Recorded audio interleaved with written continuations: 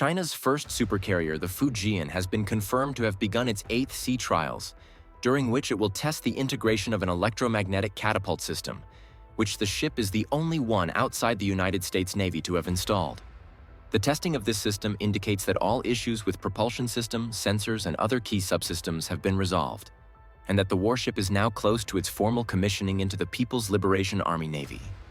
A number of sources have pointed to factors, such as navigation restriction notices in the Yangtze River estuary, as indications that the schedule for completing sea trials and commissioning the vessel may have been accelerated.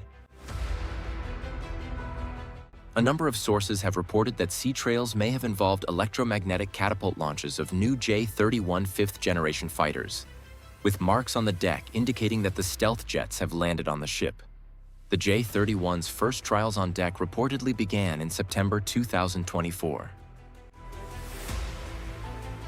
Alongside the J-31, the Fujian's highly diverse air wing is also expected to include enhanced J-15B4+ generation fighters, J-15D electronic attack jets, KJ-600 airborne early warning and control systems, and a number of drone classes, including some with high endurances and advanced stealth capabilities.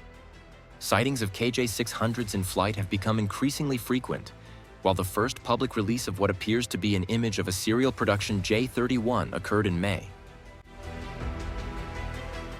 First, understand this important point. In military equipment, the most expensive weapon is an aircraft carrier. The US has 11 aircraft carriers, and the average price per carrier is around $7 to $8 billion.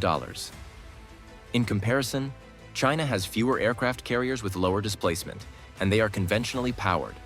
On the other hand, all 11 of the US aircraft carriers are nuclear-powered. One more key point to note is that the US can operate only 3 to 4 aircraft carriers at a time. The rest are either under maintenance, undergoing repairs, or involved in deployment planning. The future of China's carrier fleet remains highly uncertain, with the possibly having been raised that the Fujian will be the first of its class. A more significant possibility is that future carriers will be larger and make use of nuclear propulsion systems, increasing their endurances, providing more power to onboard systems, and allowing them to sustain maximum speeds for considerably longer.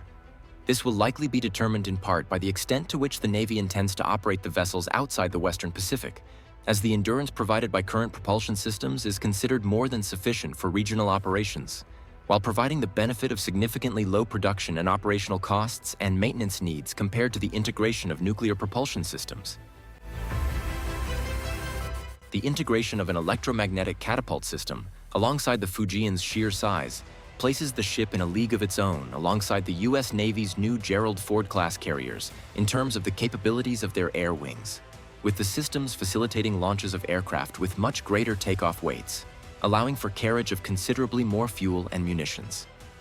The first ship of the class, the USS Gerald Ford, began its first operational deployment in October 2022 after years of delays caused by major performance issues. The Fujian's design, like that of the Gerald Ford, also allows for launches of fighters far more quickly than is possible from other non-US warships such as the preceding Chinese carriers Liaoning and Shandong, with the ability to rapidly generate sorties being highly prized. China's J-35 fifth-generation stealth fighter, which is planned to operate from the Fujian aircraft carrier, has now officially entered the production line. There are also reports confirming that some units have already been delivered to China's Navy and Air Force. Additionally, it is being reported that deliveries of the J-35 to Pakistan could begin as early as August. Earlier, it took China around 40 days to complete the first J-35 unit. However, current reports suggest that China is now capable of producing 3 to 5 fighter jets per month. Both the land-based J-35A and the carrier-based J-35B variants are being manufactured at an accelerated pace for the People's Liberation Army Navy. The world is already well aware of China's incredible speed in producing both fighter jets and naval warships, and this development only reinforces that reality. Friends, this was a quick analysis. I hope you liked the video. Don't forget to subscribe to the channel and hit the like button. And for those watching me on TikTok or Facebook, please make sure to follow and like. Thank you. That's all for today's update.